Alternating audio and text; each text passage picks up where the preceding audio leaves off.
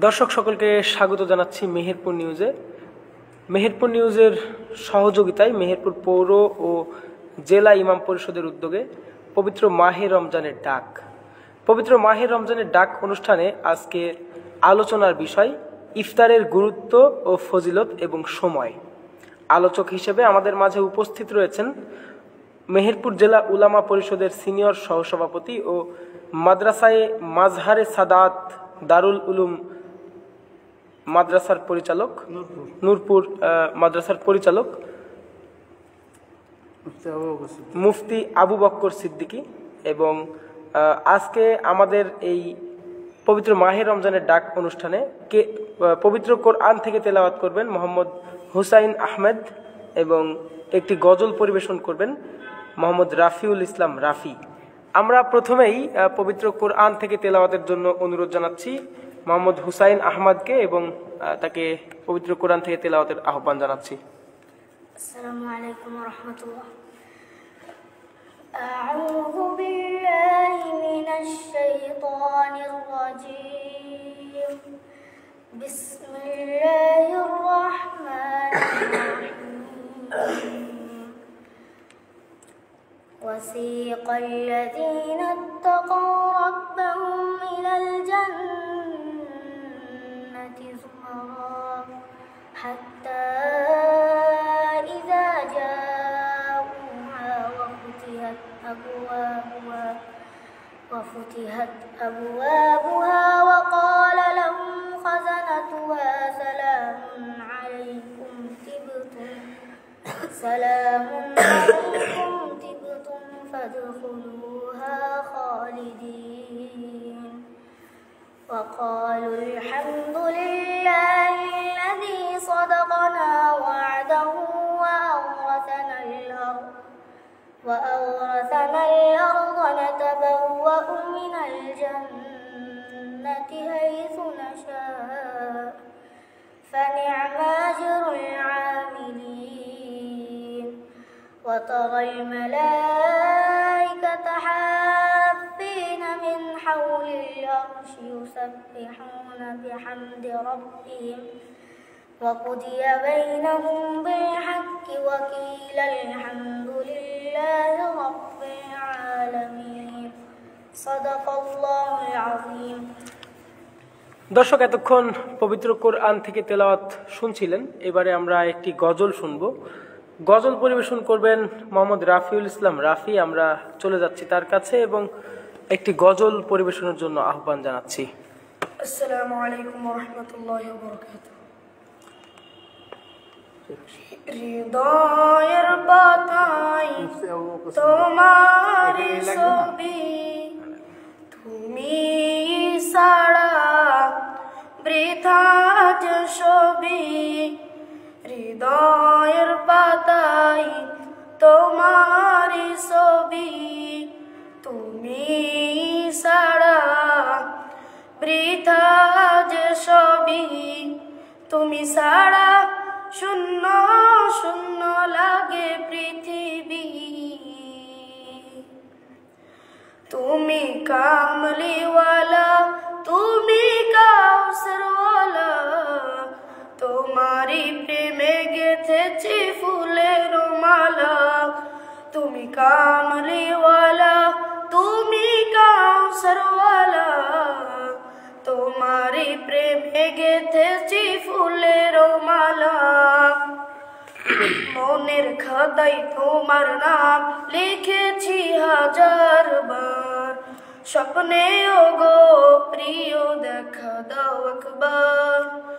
মনের খাতায় তোমার নাম লিখেছি হাজার বার, স্বপ্নে ওগো প্রিয় দেখা দাও একবার। মনের খাতায় তোমার নাম লিখেছি হাজার বার, স্বপ্নে ওগো প্রিয় দেখা দাও একবার। ওগো প্রিয় মোরা তোমারই উম্মত, শেষ বিচারেও চাই তোমার শাফায়াত। তুমি কামলিওয়ালা, তুমি কাউসারওয়ালা, তোমারি প্রেমে গেথেছি ফুলের মালা। তুমি কামলিওয়ালা, তুমি কাউসারওয়ালা, তোমারই প্রেমে গেথেছি ফুলের মালা। আসসালামু আলাইকুম। দর্শক, এতক্ষণ গজল শুনছিলেন পবিত্র মাহে রমজানের ডাক। মেহেরপুর জেলা ও পৌর ইমাম পরিষদের উদ্যোগে মেহেরপুর নিউজের সহযোগিতায় পবিত্র মাহে রমজানের ডাক অনুষ্ঠানে আজকের আলোচনার বিষয় ইফতারের গুরুত্ব, ফজিলত এবং সময়। আলোচক হিসেবে আমাদের মাঝে উপস্থিত রয়েছেন মেহেরপুর জেলা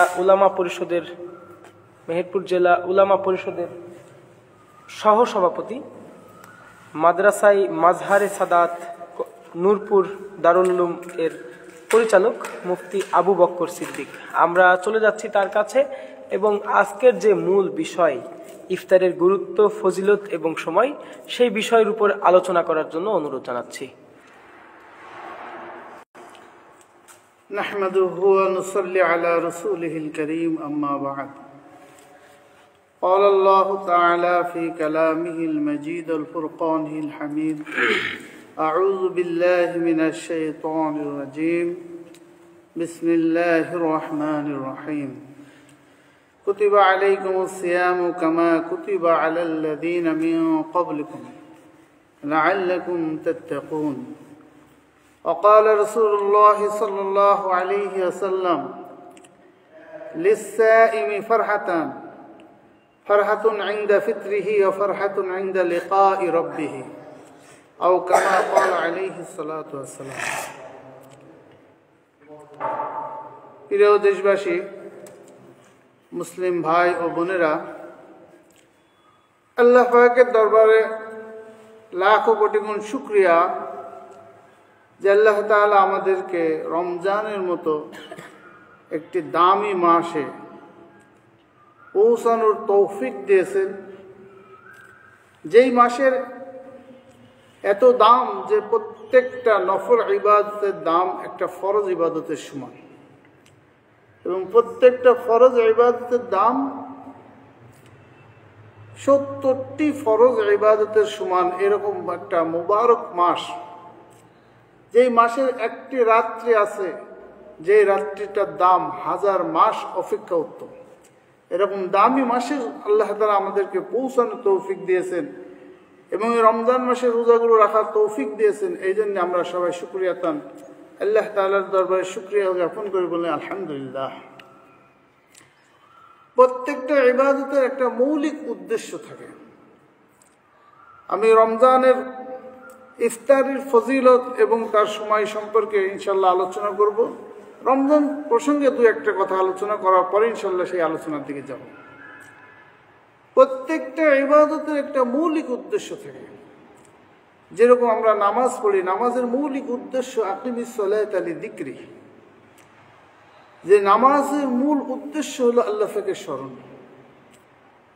ঠিক রমজানের রোজার মৌলিক উদ্দেশ্য কি, যেটা আল্লাহ তাআলা কোরআনে মাজিদের মধ্যে বলছেন, কুতিবা আলাইকুমুস সিয়াম, তোমাদের উপর রোজা ফরজ করা হয়েছে। কামা কুতিবা, যেমনটি ফরজ করা হলো, আলাল্লাযীনা মিন ক্বাবলিকুম, তোমাদের পূর্ববর্তী যারা ছিল তাদের উপরে, লাআল্লাকুম তাত্তাকুন, যাতে তোমরা ক্ষুধা ভীরু হও। তো রমজানের মূল উদ্দেশ্য হলো তাকওয়া। রমজানের রোজার মূল উদ্দেশ্য হলো তাকওয়া।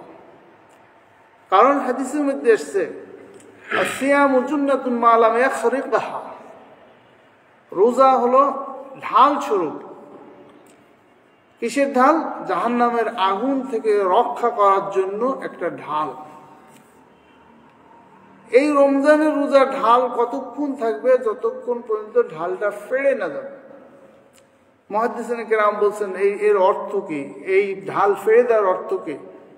অর্থ হলো যখন সে কোনো পাপ কাজে লিপ্ত হবে তখন তার রমজানের রোজা আর জাহান্নামের আগুন থেকে রক্ষা করতে পারবে না। বিশেষ করে মুখের হেফাজত করতে হবে। মুখ দিয়ে কোনো পাপ কাজ করা যাবে না, চোখ দিয়ে কোনো পাপ কাজ করা যাবে না, এবং কান দিয়ে কোনো পাপের কাজ করা যাবে না। অন্য অন্য অঙ্গ প্রত্যঙ্গ দিয়ে পাপের কাজ করা যাবে না। অন্তর দিয়েও পাপের কাজ করা যাবে না। অন্তর দিয়ে কারোর প্রতি খারাপ ধারণা, বা বিদ্বেষ, হিংসা ইত্যাদি রাখা যাবে না। এবং 6 নম্বর হলো আল্লাহ পাকের ভয় দিলে থাকতে হবে। এরপরও যে আমি রমজানের সমস্ত হকগুলো সুন্দরভাবে আদায় করতে পারছি কিনা, এরকম তাকওয়া, আল্লাহ তাআলার ভয় রেখে যারা রোজা রাখবে তাদের রোজাগুলো 100% গ্রহণযোগ্য হবে। এবং তাদের রোজার যে ফজিলত লাভ, হাদিসের মধ্যে আসছে রমজানে আমার উম্মতকে 5টি ফজিলত দেওয়া হয়েছে, 5টি লাভ দেওয়া হয়েছে, 5টি সম্মান দেওয়া হয়েছে, যে সম্মান অন্য কোনো উম্মতকে দেওয়া হয় নাই। এই উম্মতে মুহাম্মদের জন্য খাস এই 5টি সম্মান ভূষিত হলে অবশ্যই তার এই 6 গুণ সহ সমস্ত ধরনের গুনাহের কাজ থেকে হেফাজত থেকে তারপরে রোজা রাখতে হবে। এই লাআল্লাকুম তাত্তাকুনের ব্যাখ্যা আল্লাহ তাআলা শবে সাদিক থেকে নিয়ে, অর্থাৎ শেষ রাত্রে শবে সাদিক থেকে নিয়ে মাগরিব পর্যন্ত, সূর্য ডোবা পর্যন্ত, এই নির্দিষ্ট দিনের বেলায় রমজান মাসে সাময়িকভাবে 3টা জিনিস হারাম করছে, হালাল জিনিস হারাম করছে সাময়িকভাবে। অর্থাৎ এই 3টা আবার রাত্রে মাগরিবের পর থেকে শবে সাদিক পর্যন্ত এটা হালাল। খানা, পান করা এবং স্ত্রী সহবাস, এই 3টা জিনিস হারাম করা হয়েছে সাময়িকভাবে। লাআল্লাকুম তাত্তাকুন, আল্লাহ তাআলা পরীক্ষা করার জন্য, আল্লাহ তাআলা বান্দাকে পরীক্ষা করতেছে যে তোমরা এই বিধান, আমার এই হারামকে তোমরা ভয় করে, আল্লাহকে ভয় করে এই হারাম কাজ থেকে বিরত থাকো কিনা, এই পরীক্ষা নিচ্ছে রমজানে। তো এইগুলো হলো সাময়িকভাবে হারাম করা হয়েছে মাগরিব পর্যন্ত, সূর্য ডোবা পর্যন্ত। এই সূর্য ডোবার পরে এগুলো সম্পূর্ণভাবে হালাল হয়ে যায়। তাহলে এই সাময়িক হারামকে বেঁচে থাকার নাম যেমন রোজা, স্থায়ী সমস্ত ধরনের হারাম কাজ থেকেও বেঁচে থাকার নাম রোজা। যদি কেউ সাময়িক হারাম কাজগুলো বেঁচে থাকলো কিন্তু স্থায়ী কোনো হারাম কাজ থেকে সে পরহেজ করলো না, বাঁচলো না, তার রোজা রাখা শুকিয়ে থাকা সমান। কারণ হাদিসের মধ্যে স্পষ্ট এসছে যে কোনো ব্যক্তি যদি, অনেক রোজাদার আছে যে তার রোজা রাখা শুকিয়ে থাকা সমান, অনেক নামাজের রাত্রে জাগরণকারী আছে, তার জাগ্রত থাকা ছাড়া আর কোনো ফায়দা হয় না। এই রোজা রাখা এবং শুকিয়ে থাকা হাদিসের মধ্যে বিশেষ করে আছে, কেউ যদি মিথ্যা কথা বলা, গীবত করা ইত্যাদি গুনাহের কাছ থেকে যদি না বাঁচতে পারে, তার রোজা রাখা আর শুকিয়ে থাকা সমান। তাহলে বোঝা গেল যে রমজানের মূল টার্গেট হলো তাকওয়া, আল্লাহকে ভয় করা। সে ইফতারির সময়, ইফতারি যে আমরা করি, আল্লাহ তাআলা বলেন সুম্মা ইয়াতিম্মুস সিয়ামা ইলাল লাইল, এই রোজা কতক্ষণ রাখতে হবে? ফজরের অর্থাৎ শবে সাদিক, শবে কাদিব একটা আছে, কালো রেখা ওঠে পূর্ব আকাশে, এরপরে সাদা রেখা যেটা ওঠে এটাকে বলা হয় শবে সাদিক। এই শবে সাদিক থেকে নিয়ে সূর্য ডুবা পর্যন্ত, সুম্মা আতিম্মুস সিয়াম, তোমরা পরিপূর্ণ করো রোজাকে। কতক্ষণ পর্যন্ত? ইলাল লাইল, রাত্রি পর্যন্ত। অর্থাৎ ইলা শব্দর আগে এবং পরে যদি একই ধরনের জিনিস হয় তাহলে একটা আর একটার মধ্যে প্রবেশ করে, আর যদি একই ধরনের জিনিস না হয় তাহলে একটা আর একটার মধ্যে প্রবেশ করে না। তো এখানে রোজা রাখার বিধান হলো রাত্রি পর্যন্ত। এর অর্থ হলো দিন এবং রাত্রি দুটো হলো বিপরীত জিনিস, সুতরাং একটা আরেকটার মধ্যে প্রবেশ করবে না। মানে দিনের কোনো অংশ থাকা পর্যন্ত রমজানের রোজা রাখতে হবে, রাত্রি শুরু না হওয়া পর্যন্ত রোজা ভাঙা যাবে না। এটা হলো ইফতারের মৌলিক সময়, অর্থাৎ সূর্য ডুবার আগে কখনো রোজা ভাঙা যাবে না। সূর্য ডুবার যদি কেউ 1 মিনিট আগেও যদি খাদ্য পানাহার ইত্যাদি করে ফেলে, তার রোজা ফস্ক হয়ে যাবে, নষ্ট হয়ে যাবে, ভেঙে যাবে। মানে যদি 1 মিনিট আগেও, যদি সূর্য ডুবার 1 মিনিট আগেও যদি কেউ রোজা ভঙ্গের কোনো কারণ তার দ্বারা ঘটে, তাহলে তার রোজা ভেঙে যাবে। এই জন্য নিশ্চিত হওয়া পর্যন্ত, অর্থাৎ সূর্য ডুবে গেছে এটা নিশ্চিত হওয়ার পরে ইফতারি শুরু করতে হবে। আমার দেশে আমরা সবাই মুসলিম, যারা আমরা মুসলিম আছে, বিভিন্ন বিভিন্ন প্রকারের বিভিন্ন মতবাদের লোক আছে। এই মুসলিম ইসলামের মধ্যে অনেক মতবাদের লোক আছে। যেরকম আমি এক জায়গায় একটা লোকের সাথে বলছিলাম, সে হলো আহলে কোরআন বলে নিজেকে দাবি করতেছে। সে বলতেছে কোরআনের মধ্যে আছে রাত্রি না হলে ইফতার করা যাবে। তো মাগরিবের সময় যেটা সন্ধ্যা, এটা তো রাত বলে না, সুতরাং ইফতার করতে হবে যখন গভীর রাত হবে তখন গিয়ে ইফতার করতে হবে। এই হলো তার মতবাদ শুনাইছে। আবার আমার দেশে বর্তমান আমি আহলে হাদিস বা লামাযহাবী ভাইদেরকে বলবো, আপনারা এই বিষয় নিয়ে আমাদের সাথে, হানাফিদের সাথে, আপনাদের সাথে এমন কোনো আসলে এই সময় নিয়ে এমন কোনো মূলত কোনো ইখতিলাফই নেই, কোনো ইখতিলাফ নেই, কোনো বিরোধ নাই আপনাদের সাথে। এই বিষয়টা কিন্তু আমরা একমত। আপনারাও বলেন সূর্য ডুবার আগে ইফতার করা যাবে না, ঠিক না? ওনারাও তো বলে নাকি সূর্য ডুবার আগে কেউ তো ইফতার করার কায়েল না, ইফতার করতে পারবে এটা তো বলে। সূর্য ডুবার আগে কেউ বলে না যে ইফতার করতে পারবে। সূর্য ডুবার পরে সবারই বিধান হলো সূর্য ডুবার পরে ইফতার করতে হবে। সূর্য ডুবার আগে ইফতার করলে সবার মতে একটাই, যে রোজা ভেঙে যাবে। এবার আসেন আমাদের হানাফি উলামায়ে কেরাম সূর্য ডুবার 3 মিনিট পরে সতর্কতামূলক ইফতারের টাইম দিয়েছে, কিন্তু আপনারা বলেন না 3 মিনিট না, সঙ্গে সঙ্গে করতে হবে। এ বিষয়ে কিন্তু হানাফিরা এই আপনাদের সাথে কিন্তু বিরোধ নেই। হানাফিদের মূল মাযহাব হলো সঙ্গে সঙ্গে ইফতার করাই, এটাই মুস্তাহাব। যদি কোনো ব্যক্তি 3 মিনিট পরে ইফতার করে তার কোনো মুস্তাহাবের খেলাফ হবে না। আপনারাও বলতে পারবেন না যে তার মাকরু টাইম হয়েছে। তবে তিলকা হুদুদাল্লাহ, আল্লাহ পাক এই আয়াতের শেষে বলছে এগুলো সব আল্লাহ পাকের সীমানা। সীমানা আল্লাহ তাআলা সীমানা নির্ধারণ করছেন। ফালা তাকরাবুহা, তোমরা সীমানার নিকটে যেও না। কারণ একটা মানুষ যদি আইলের উপর দিয়ে চলে, যে কোনো সময় সে পা ফসকে, হুদুদ শব্দের অর্থ হলো আইল বা সীমানা। এই আইল বা সীমানার উপর দিয়ে সরাসরি চলতে চায়, যে কোনো সময় পা ফসকে সে জমিনের মধ্যে তার পা চলে যাবে। ঠিক কোনো ব্যক্তি যদি মনে করে আমি একেবারে মাগরিবের ডুবার সাথে সাথে ইফতার করব, তাহলে এমন হতে পারে কোনোদিন 1 মিনিট আগে ইফতার হয়ে যেতে পারে, তার সারাদিন রোজাটা ভণ্ড হয়ে যেতে পারে, পুরা সারাদিন রোজাটা নষ্ট হয়ে যেতে পারে।